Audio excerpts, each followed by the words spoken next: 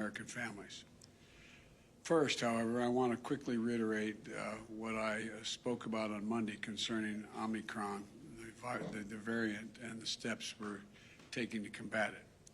As I said, this new variant is a cause for concern, but not a cause for panic. We have the best vaccines in the world, the best medicines, the best scientists. We're learning more every single day, and we'll fight this variant with science and speed, not chaos and confusion. So let me repeat what the doctors and scientists have affirmed. The best protection against Omicron is getting a booster shot. Right now, about 135 million Americans are eligible for a booster, but only about 40 million have gotten one thus far. If you're over 18 years of age, you got vaccinated before June 1, go get your booster shot today. And if you're not vaccinated, now's the time to get vaccinated and take your children to get vaccinated. Every child over the age of 5 can get a safe, effective vaccination. Tomorrow, I'll be putting forward the next steps we'll be taking to fight COVID this winter, not with shutdowns or lockdowns, but with more widespread vaccinations, boosters, testing, and more. Now, onto the economy. If you watched the news recently, you might think the shelves in all our stores are empty across the country, that parents won't be able to get presents for their children on this holiday season. But here's the deal. For the vast majority of the country, that's not what's happening. Because of the actions the administration has taken in partnership with business and labor, retailers and grocery stores, freight movers and railroads, and those shelves are going to be stocked. And many have heard that the CEO of Walmart, who I met with this week, speaking about the steps we've taken. He said, and I quote, "The combination of private enterprise and government working together has been really successful all the way through the supply chain. There's been a lot of innovation," end of quote. Here's what the progress has looked like. The first thing we had to do was speed up the operations at our ports. Americans are buying more goods than ever, and a lot of those goods come through our ports. 40% of the goods that come into the country on the West Coast come through 2 ports, Los Angeles and Long Beach. To help relieve congestion, I brought together labor and management and asked them to step up and cooperate more, to move forward in operating those ports, not 5 days a week, 40 hours a week, but 24 hours a day, 7 days a week, by adding more shifts at night and on the weekends. Then we had to make sure that people could transport those goods from the ports to stores and homes across the country. We've broken up log jams there as well. Private sector port terminal operators at the ports of Los Angeles and Long Beach, for example, have announced that they're going to eliminate fees when truck drivers come into the port to pick up the containers, if they do it at night or on the weekends, when roads are less congested. Working with my administration, a major ocean carrier, the 4th largest in the world, announced on Monday a new $100 discount when containers are picked up quickly, with larger discounts for nighttime and weekend pickups. And we announced this week that we're extending through February extra flexibility that allows truckers to drive more hours when they're transporting critical goods like gas, food, and medical supplies. Paired with these important safety measures, all of them are going to help move goods more quickly and get products that people want onto the shelves all across the country. Over the last month, the number of containers left sitting on docks, blocking movement to those stores, was for over 8 days. Now it's down by 40%, which means they're heading to shelves and stores more quickly. That's an incredible success story. The ports of Los Angeles and Long Beach have moved 16% more containers so far this year than last year. By working with business and labor, my administration has been able to handle the huge surge in goods moving through some of our biggest ports. And that's translated into shelves across our country being well stocked. You don't have to take my word for it. On Monday, I convened a group of CEOs from some of the largest retailers and grocery stores in the nation, as well as companies who work with small businesses across America, including the CEO of Walmart, as I mentioned, along with Best Buy, CVS, Samsung, Mattel, Etsy, and QVC. My administration has been working with many of the CEOs and others to keep these goods moving through our supply chain to ensure the shelves are stocked heading into the holiday season. The CEOs I met with this week reported that their inventories are up, shelves are well stocked, and they're ready to meet the consumer demand for the holidays. The CEO of Etsy represents over 5 million small businesses and entrepreneurs. He told me, and I quote, "Our survey data says they are less concerned about supply chain challenges this year than they were last year," end of quote. I've also spoken with the CEOs of UPS and FedEx, which are on track to deliver more packages than ever. Now, I can't promise that every person will get every gift they want on time. Only Santa Claus can keep that promise. But there are items every year that sell out that are hard to find. Some of you moms and dads may remember Cabbage Patch Kids back in the 80s, or Beanie Babies in the 90s, or other toys that have run out at Christmas time in past years when there was no supply chain problem. But we're heading into a holiday season in very strong shape. It's not because of luck.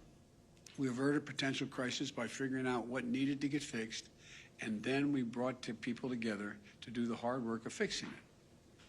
That's exactly what we're doing with the second concern I want to talk about today, prices. Here are a few things you should know. Just about every country in the world is grappling with higher prices right now as they recover from the pandemic. In the United Kingdom, price increases have hit a 10-year high. In Germany, a 28-year high. In Canada, price increases are the highest they've been since the 90s. This is a worldwide challenge, a natural byproduct of a world economy shut down by the pandemic as it comes back to life. Prices are still out of sync as the world comes back. But as we continue to overcome these obstacles, the more price pressures will ease. But I have not been content to sit back and wait.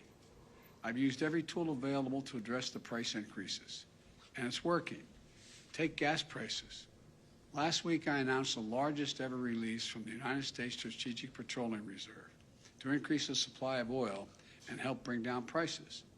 I brought together other nations to continue and contribute to this solution.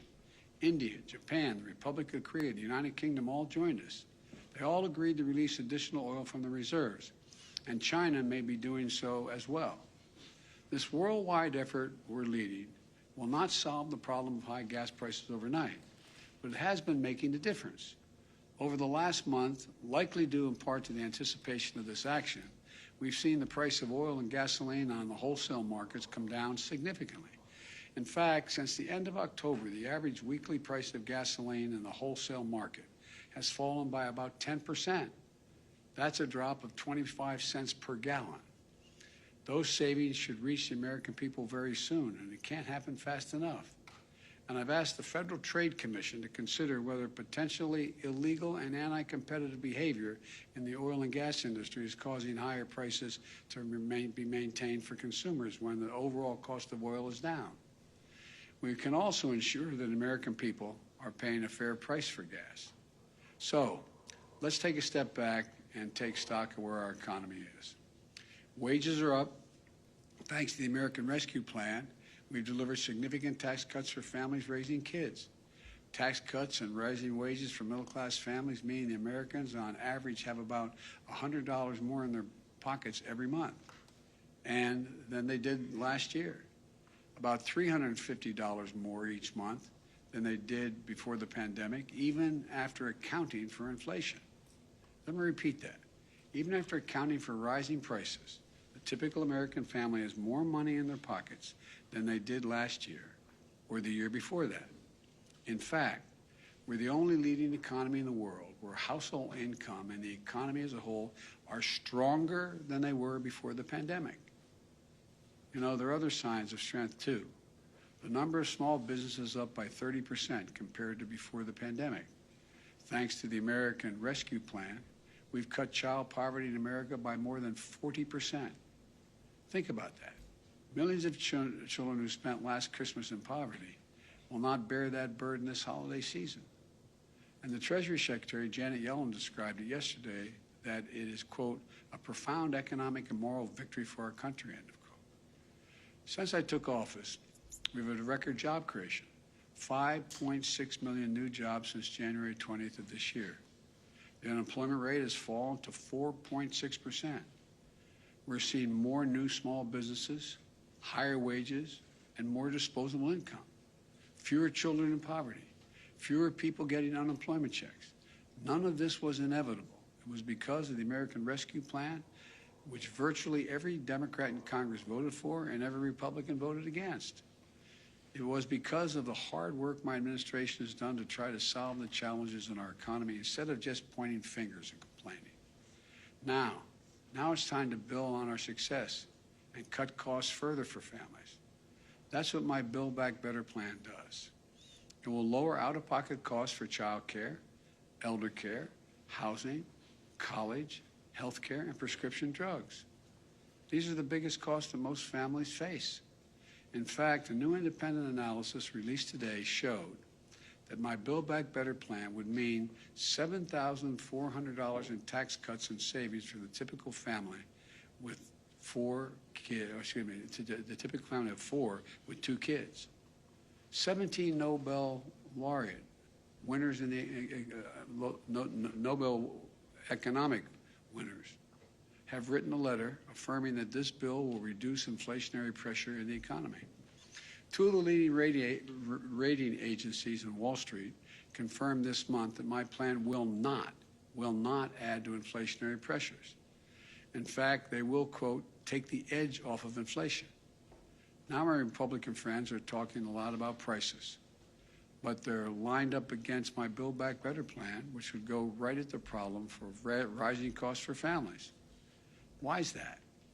I don't want to speculate on anyone's motive, but it's always easier to complain about a problem than to try to fix it. One Republican senator even said that rising prices were, quote, a gold mine, end of quote, for Republicans politically. Imagine rooting for a higher cost for American families just to score a few political points. The fact is, the Build Back Better plan is fiscally responsible. It's the first major piece of legislation in more than a decade that is not only fully paid for, but will generate more than $100 billion in deficit reduction. It fully covers the cost of its investments by making the largest corporations and the richest Americans pay a little more in taxes. Think about that. That's a trade-off worth making, in my view. Having those who have done very well pay their fair share in order to provide a little breathing room for millions of American families. But my critics don't seem to agree. They have a lot of speeches about high prices, supply chain, and other challenges we're facing, but they don't offer any answers. So they're just doing the no vote. That's their plan, vote no. But what does that mean? What does a no vote mean on this bill? Not on cable news, not on Fox, not in the real world, in your life, around your kitchen table. Well, here's what it's going to mean. It means for millions of American families, this bill, that the bills you're paying right now for daycare could be substantially lowered, capped at 7% of your income. But the Republicans said no, pay more. It means the bills you're paying right now to take care of your elderly parent could have been lower, a lot lower. But Republicans said, no, don't vote for this bill, pay more. It means the cost of your prescription drugs could have been lower, a lot lower. Republicans think that those 200,000 children, for example, who need regular doses of insulin should continue to pay as much as $1,000 a month instead of $35 a month. Think of that. Not only affects the health of the child and the family, but imagine you're being a parent and not being able to afford $1,000 a month. Not only risks the health of your child, but it robs you of your dignity. The list goes on, but the point's the same. What I propose is a way to lower some of the most difficult costs families have to pay every month by asking big corporations, 40 of the Fortune 500 companies paid zero in taxes, making $40 billion in the process. And the wealthiest Americans pay their fair share in taxes. Look, remember, we're in a situation, as far as Republicans are concerned, they'd rather the bills at your kitchen table be higher so the tax bills of corporate conference rooms and big mansions can be lower. In this case, let me tell you something. Nothing will be more expensive for American families than a no vote on the Build Back Better plan. I believe we simply can't afford to do nothing and wait and see what happens. In the moments we face today, that just isn't a responsible course. We live in uncertain times. Families are anxious about COVID, the economy, the cost of living. And the way to relieve that anxiety is with consistent, determined, focused action. I started my presidency with the American Rescue Plan. Now that law is carrying our nation forward on vaccinations, boosters, keeping our schools open, and so much more. I designed it as a year-long plan because I knew we'd have a lot of obstacles to overcome. Next, we passed the bipartisan infrastructure law because a lot of our infrastructure is crumbling. We have to prepare ourselves to compete and win the 21st century global economy. For most of the 20th century, we led the world by a significant margin because we invested in ourselves, not only in our roads and highways and bridges, but in our people and our families. We built the interstate highway system. We invested to win the space race. We were among the first to provide access to free education beginning back in the late 1800s. These decisions to invest in our country and our families were a major reason why we were able to lead the world for much of the last century. But somewhere along the way, we stopped investing in ourselves. America is still the largest economy in the world. We still have the most productive workers and the most innovative minds in the world. But we've risked losing our edge as a nation. Our infrastructure used to be the best in the world. Today, according to the World Economic Forum, we rank 13th. And we have to invest in our greatest asset as well, our people. For example, we used to lead the world in educational achievement. Now the Organization for Economic Cooperation and Development ranks America 35 out of 37 major countries when it comes to investing in early childhood education and care. We can't be competitive in the 21st century global economy if we continue to slide. One of the reasons I believe so firmly in this is because I know what this country can be. We've always been a nation of possibilities. We didn't become this nation, we know, by dreaming small. Throughout our history, we've emerged from crisis by investing in ourselves.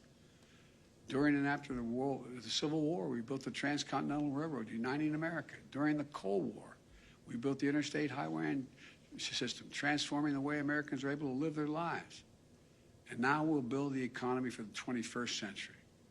I truly believe that 50 years from now, when historians look back on this moment, they're going to say this was the beginning of the moment when America won the competition for the 21st century. I think that's what we're going to see happen, God willing.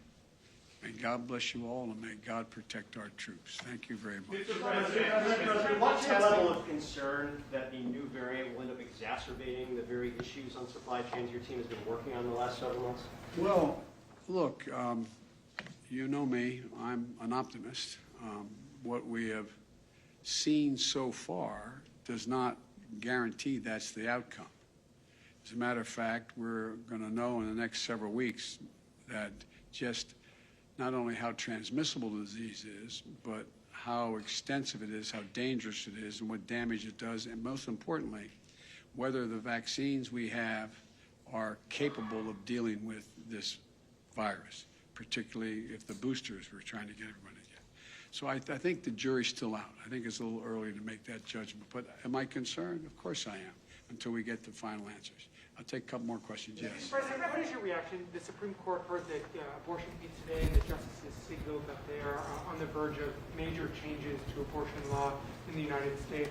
Do you have any plans to try to codify the law? What is your reaction to that? Well, first of all, I haven't.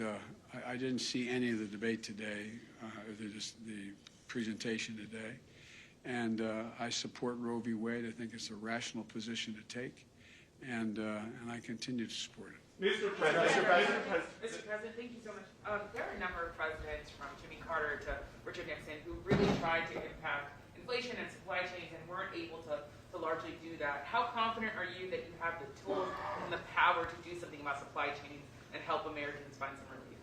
Because of what I've seen so far based on what we've done.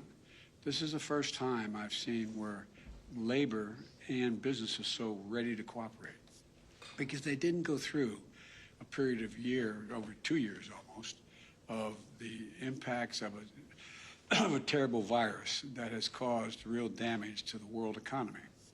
So I think people are in a different state of mind than they may have been during the Carter years as well as the Nixon years. It's just a different world. Mr. President, quick question on testing requirements.